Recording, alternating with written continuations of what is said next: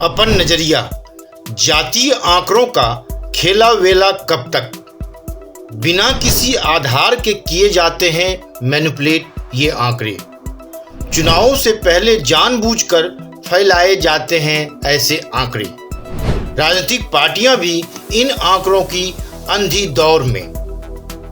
चुनाव का आगाज होते ही सबसे अधिक चर्चा अगर किसी की होती है तो वह होती है वोट बैंक की।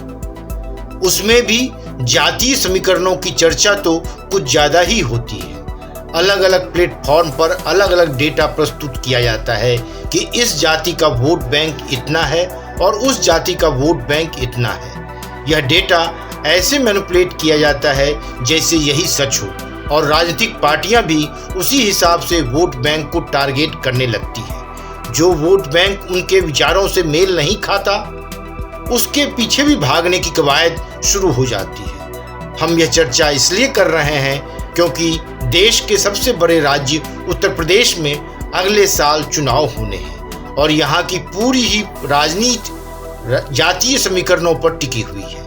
इसलिए फिर से जातीय वोट बैंक के तरह तरह के डेटा मीडिया और सोशल मीडिया प्लेटफॉर्म पर दिखाई देने लगे हैं। पर ये कितने सच हैं, इसकी तह तक या फिर इसका सही आकलन करने की जहमत कोई भी नहीं उठाता है। आइए वन डे मैट्रम्स के अपन नजरिया कार्यक्रम में इसे समझने की कोशिश करते हैं। दरअसल जब भी जनसंख्या की बात होती है तो उसमें ओवरऑल संख्या की बात होती है।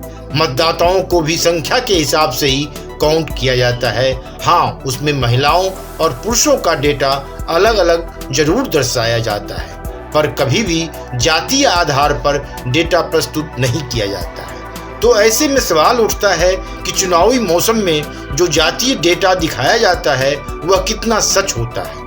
अगर उसकी कोई ऑथेंटिसिटी नहीं है तो फिर उस पर विश्वास क्यों किया जाता है और राजनीतिक पार्टियां इसके पीछे भागती क्यों हैं? सूबे के जातीय समीकरणों का जो डेटा प्रस्तुत किए जाते हैं उससे तो लगता है कि सूबे में क्षत्रिय, भूमियार, कायस्थ और बनिया 1% भी नहीं होंगे। कई डेटा में तो इनके आंकड़े माइनस में हैं।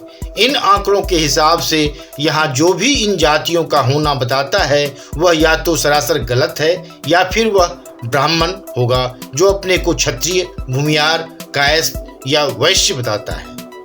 यह तर्क की बात इसलिए भी है क्योंकि जब उत्तर प्रदेश में जातीय स्तर पर कोई ऑथेंटिक आंकड़ा ही नहीं है तो तमाम समाचार माध्यम मनमाने तरीके से जातीय समीकरण क्यों बताते हैं? ऐसे में यह जातीय डेटा प्रस्तुतिकरण केवल अंदाजे से ही किया जाता है, यानी जिसके मन में जो आया लिख दिया। बहुत जगहों पर ऐसा भी डेटा देखने को मिल जाता है जिसमें जातीय आंकड़ा इतना बताया जाता है कि वह 100% के भी पार निकल जाता है, जबकि उसमें ऊपर दी गई 4 जातियों क्षत्रिय, भूमियार, कायस्थ या वैश्य तक तो शामिल नहीं है।